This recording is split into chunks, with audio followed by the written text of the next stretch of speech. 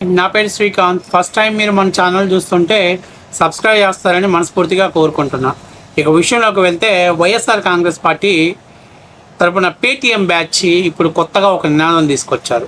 అందులో ఇప్పుడు మీకు ఒక అద్భుతమైనటువంటి ఒక ఆర్టిస్ట్ని చూపిస్తా. పాప తెగ స్పీడ్ అయిపోతుంది.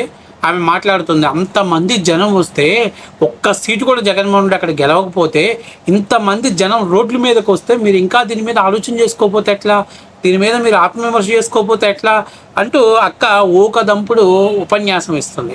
ఇదే అక్క ఇంతకుముందు చెప్పింది, జగన్మోహన్ రెడ్డి పని అయిపోయింది, పులివెందులు దాటి జగన్మోహన్ రెడ్డి ఎక్కడ పోటీ చేసినా ఓడిపోతాడు, అప్పుడు పేమెంట్ ఇవ్వకముందు వాడినటువంటిది. ఇప్పుడు పేమెంట్ ముట్టినాక అక్క జగన్మోహన్ రెడ్డికి చేసేటువంటి గానా భజన. అక్కతో పాటు ఇంకొక ఇద్దరు ఉన్నారు, వాళ్ళ గురించి కూడా నేను వివరంగా చెప్తా.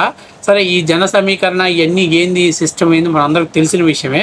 సరే, అక్కకి అర్థం కాదు కాబట్టి మనం ఒకసారి అక్కకి అర్థమయ్యే భాషలో మనం చెప్పే ప్రయత్నం చేద్దాం. ఎందుకంటే అక్క మనం ఇదంతా ఒక ఆర్గనైజ్డ్ పేమెంట్ ఆర్గనైజ్డ్ సెక్టరు. సరే, ఏది ఏమైనా ఒకసారి చెప్పే ప్రయత్నం చేద్దాం. సరే, అక్క ముందు ఏం మాట్లాడుతుందో ఒకసారి చూడండి.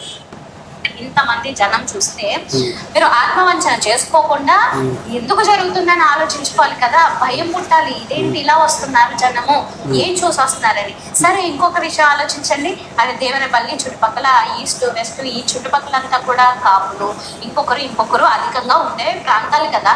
ఆ ప్రాంతాల్లో అసలు వాళ్ళకి సీట్లే రాలేదు. అయితే పవన్ కళ్యాణ్ గారు ఇంకా టీడీపీ వీళ్ళందరూ కదా గెలుచుకున్న సీట్లు, అక్కడ ఈ రేంజ్ లో జనం వస్తున్నారంటే కూడా మీకు గుబులు పుట్టకుండా దీన్ని ఏమి లేదు అంటే ఎలా ఉంటుంది?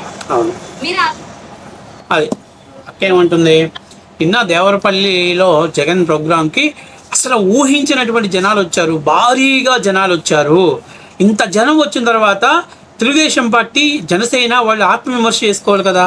జగన్ గ్రాఫ్ ఇప్పుడు అమాంతంగా పెరిగిపోయింది కదా అక్కడ. ఎందుకంటే తూర్పు పశ్చిమ గోదావరి జిల్లాలో తెలుగుదేశం పార్టీ కానీ జనసేన వాళ్ళు బీజేపీ కలిసి అక్కడ విజయం సాధించారు. వైఎస్ఆర్సీపీ పార్టీకి తూర్పు పశ్చిమ గోదావరి జిల్లాలో ఒక సీట్ రాల, స్వీప్ చేశారు. అలాంటి చోట జగన్కి ఇంత పెద్ద జనం నీరాజనాలు పడుతున్నారు. ఎందుకు మారారు అనేది ఆత్మవిమర్శ చేసుకోవాలి కదా మీరు. అలా జగన్మోహన్ రెడ్డి చేసుకోలేదు కాబట్టే కదా జగన్మోహన్ రెడ్డికి 151 సీట్ల నుంచి 11 సీట్లకు పడ్డాడు. అంటే ఇండైరెక్ట్గా జగన్మోహన్ రెడ్డికి ఆమె జలక్కిస్తుంది. ఇక్కడ ఈ ఒక్క ఆమె కాదు, నేను నిన్న ఈ దేవరపల్లి ప్రోగ్రాం అయిపోయిన తర్వాత నేను అనుకున్నా ఇంకా కొంతమంది బయటకు వచ్చేసి ఇంత జనం జగన్ గ్రాఫ్ పెరిగిపోయింది అనుకుంటారు. అందులో నిన్న ప్రొఫెసర్ నాగేశ్వరరావు మాట్లాడాడు, అమాంతమైనటువంటి అంత జనం ఎలా పెరిగారో మనకి చూస్తేనే జగన్ గ్రాఫ్ ఎలా పెరిగిందో మనకు అర్థమవుతుందని చెప్పాడు. ఇక తేలకపల్లి రవి కూడా ఓడిపోయిన చోట నుంచి జగన్ విజయం సాధించేటువంటి అడుగులు వేస్తున్నాడు. క్యాడర్లో కసి బాగా పెరిగింది, మళ్ళీ ఎట్లాగైనా గెలవాలనేటువంటి ఆలోచన వాళ్ళలోకి వచ్చింది, ప్రజల్లో కూడా మార్పు మొదలైంది. ఇది వాళ్ళ ముగ్గురు ఇచ్చినటువంటి స్టేట్మెంట్స్. ముందు ఫస్ట్ ఆఫ్ ఆల్ నేను ఏమంటున్నానంటే, ఫస్ట్ నిజంగా మీరు జగన్మోహన్ రెడ్డి డబ్బులు తీసుకుంటూ జగన్మోహన్ రెడ్డికి మీరు న్యాయం చేయాలనుకుంటే ఎప్పుడు తాడేపల్లి ప్యాలెస్ నుంచి వచ్చేటువంటి స్క్రిప్ట్ని చదవడం కాదు, మీరు కూడా కొద్దిగా బుర్ర పెట్టి మీ సొంత ప్రయోజనాలు అంటే పక్కన పెట్టేసి జగన్మోహన్ రెడ్డి గారికి కొంచెం ఉపయోగపడే విధంగా కనీసం అసలు గ్రౌండ్ లెవెల్ రియాలిటీ ఏంటనేది ఆయనకి వినిపించాలి అని అంటే జగన్మోహన్ రెడ్డి మీకు పేమెంట్ ఇవ్వడు, అసలు మిమ్మల్ని కనీసం లోపలకు కూడా రానివ్వడు, మెడబెట్టి బయటికి గెట్టేస్తాడు. ఇందుకు ఉదాహరణ మీకు చెప్పాలంటే జర్నలిస్ట్ పాష, ఆయన ఇంతకుముందు జగన్మోహన్ రెడ్డికి భజన చేశాడు. సరే, నాలో జర్నలిజం ఉంది కదా, తన్నుకు వస్తుంది, అసలు గ్రౌండ్ రియాలిటీ ఏంటో చెప్దామని 1-2 వీడియోలో రియాలిటీ చెప్పాడు. కేఎస్ ప్రసాద్ కూడా అంతే, జగన్ తప్పు చేస్తున్నాడు, దీని మీద సవరణ చేసుకుంటే బాగుండు, ఈ మావి కానీ పిచ్చి ప్రశ్న అని చెప్పి సలహా చెప్పి ఏమైంది, ఇద్దరిని పార్టీల నుంచి బయటికి పంపించేశాడు. పార్టీలో వచ్చేటువంటి ఇన్కమ్ ఆపేశారు, కనీసం సాక్షి ఆఫీస్కి కూడా రావద్దని తెగేసి చెప్పేశారు. ఎందుకు అని అంటే మీరెవ్వరూ మీకున్నటువంటి బుర్రల్ని మీరు ప్రయోగించకూడదు. జగన్మోహన్ రెడ్డి గారికి ఒక ఆయన వ్యక్తి ఎవరో ఒకరు సలహా ఇస్తాడు, ఆ సలహా ఇచ్చినటువంటి వ్యక్తి యొక్క ఆలోచనను దానికి తగ్గట్టుగా మీరు మేళవింపులు ఇచ్చి మసాలాలు జోడించి దాన్ని చెప్పాలి, అంతే. అంతవరకే మీ పని. కాదు కూడదు గ్రౌండ్ లెవెల్ రియాలిటీ చెప్దామని ప్రయత్నం చేశారనుకోండి, ఏమవుతుందో తెలుసా రేపు కానీ ప్రొఫెసర్ నాగేశ్వరరావు అలాగే మనోడు ప్లేస్లోకి కొత్త వాళ్ళు వస్తారు. కాబట్టి మీరు ఆ జగన్మోహన్ రెడ్డి వేసిన ముష్టి చిల్లర డబ్బులతో బతుకుతున్న వాళ్ళు కాబట్టి మీరు చెప్పే సాహసం చేయలేరు. కానీ ఒకసారి గ్రౌండ్ లెవెల్ రియాలిటీ ఒకసారి మీకు చెప్తాను వినండి.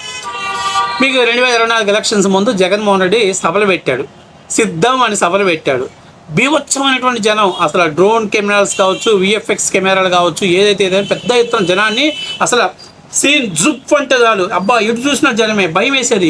ఇంత జనం అసలు జగన్మోహన్ రెడ్డి గ్రాఫ్ పడిపోలేదా, జగన్మోహన్ రెడ్డి క్రేజ్ పడిపోలేదా? చాలా సర్వే సంస్థలు కూడా గ్రౌండ్ లెవెల్ రియాలిటీని పికప్ చేసుకున్నప్పటికీ కూడా అరే ఇంత జనం జగన్మోహన్ రెడ్డికి వస్తుంటే అసలు గ్రాఫ్ ఎలా పడిపోయింది జగన్మోహన్ రెడ్డికి అనుకున్నారు.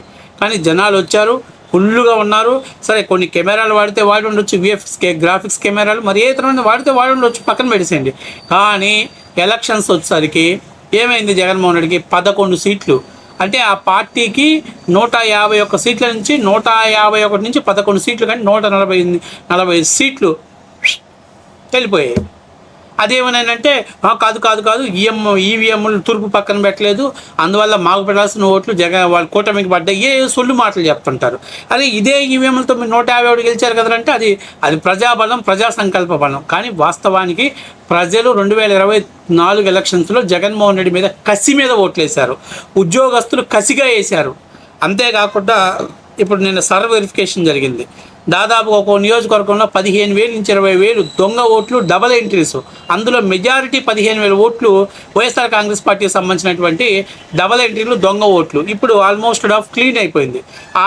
అవి కూడా తొలగించినట్లయితే మన జగన్మోహన్ రెడ్డి గారికి మొన్న 24 నుంచి 25% మాత్రం ఓట్లు వచ్చినట్టు అవకాశం ఉంటుంది. ఇవన్నీ నేను ఏం చెప్తానంటే జగన్మోహన్ రెడ్డికి మీరు తెలియజెప్పాల్సిందే గ్రౌండ్ లెవెల్ రియాలిటీ చెప్పండి.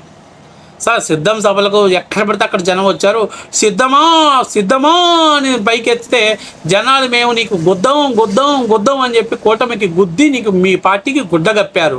కాబట్టి ఇప్పుడు నేనేం చెబుతానంటే పాప నువ్వు ఇవన్నీ ఎందుకంటే జగన్మోహన్ రెడ్డి క్యాడర్లో జోష్ నింపడానికి, అంత మాత్రం చేత అది పబ్లిక్ యొక్క మైండ్ సెట్ని మార్చిద్ది, ప్రజలు మారిపోతారు అనుకునేది అవాస్తవమైంది.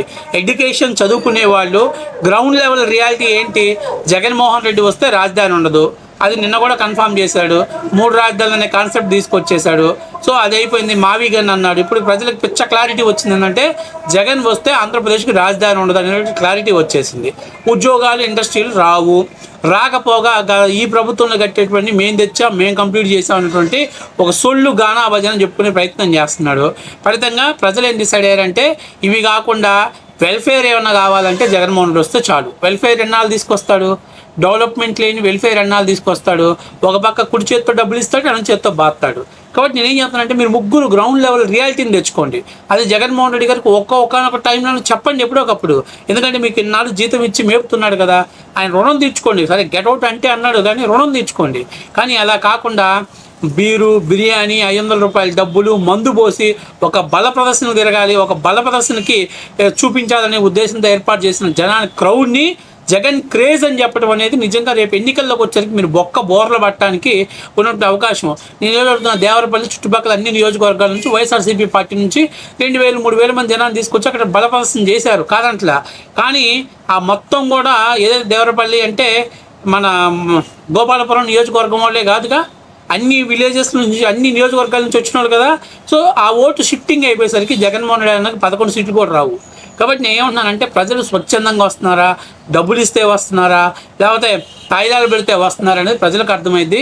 కానీ జగన్మోహన్ రెడ్డి కూడా వచ్చిన ప్రతి వాడు మనకు ఓటేస్తాడా వేయడా అనేది కూడా ఒకసారి జ్ఞాపకం తెచ్చుకొని దానికి తగ్గట్టు ప్రణాళికలు తీసుకోవాలి. జగన్ ఏం చేస్తున్నాడు, ప్రజల్లో నా క్రేజ్ తగ్గలేదు, నా గ్రాఫ్ తగ్గలేదని మీ చేత భజన చేయించుకుంటున్నాడు. దానికి సంబంధించినటువంటి బల ప్రదర్శన అక్కడ చూపిస్తున్నాడు. కానీ ప్రజలు ఓట్లకు వచ్చేసరికి అక్కడ పోలింగ్ బూత్లు వేసేటప్పుడు ఓట్లు వేసేటప్పుడు తమకు ఏం కావాలి, తమకు ఎందుకు కావాలి, ఇప్పుడు వచ్చిన హాజరైన జనాలు దాదాపుగా తూర్పు పశ్చిమ గోదావరి జిల్లా 2 జిల్లాలలో ఉన్నటువంటి ఉమ్మడి జిల్లాలలో ఉన్నటువంటి ఒక 8-9 నియోజకవర్గాల ప్రజలు. ఇందులో ఒక 10-20% ఓటింగ్ పోయినా కూడా మీకు కనీసం 9-10 నియోజకవర్గాలు గెలిచే ఛాన్సెస్ లేదు. కానీ జగన్మోహన్ రెడ్డి చెప్పాల్సిందంటే ఈ బల ప్రదర్శన అయిపోయింది. ఈ టైప్ ఆఫ్ పబ్లిసిటీని జనాలు యాక్సెప్ట్ చేసే పరిస్థితులు లేరు. కొత్తగా ఏమైనా ట్రై చేయండి. ఇప్పుడు ట్రై చేయాలంటే మంచి ఉద్దేశాలతో ఉన్న దాంట్లో ట్రై చేస్తే ఓట్లు పడతాయి. మీరైనా కనీసం చెప్పండి, సచ్చిన వాళ్ళు ఏంటి బాధితుల్ని పరామర్శించాలి, కానీ డ్రైవింగ్ చేసిన వాళ్ళని పరామర్శించడం ఏంటి, నేరస్తుల్ని పరామర్శించడం ఏంటి, బెట్టింగ్ మాఫియాని పరామర్శించడం ఏంటి, లేకపోతే గంజా వేసిన రౌడీ షీటర్లను పరామర్శించడం ఏంటి, ఇవన్నీ కూడా జగన్మోహన్ రెడ్డికి మైనస్ మార్కులే కదా. ఇలాంటి చెప్పండి మీరు జగన్మోహన్ రెడ్డికి. ఆయన ఉప్పు తిన్నందుకు ఆయనకు న్యాయం చేయండి. ఏదో పేమెంట్ తీసుకున్నాం, జైల్లో పెట్టుకున్నాం, వెళ్ళిపోయేంతటి కాకుండా 29లో కనీసం 11 నుంచి 21 కన్నా రావాలంటే 10 సీట్లన్నా పెంచుకోవాలంటే ఇవన్నీ కూడా కొంచెం సరి చేసుకోవాలి కదా. అవన్నీ జగన్మోహన్ రెడ్డి చెప్తే బాగుంటుంది.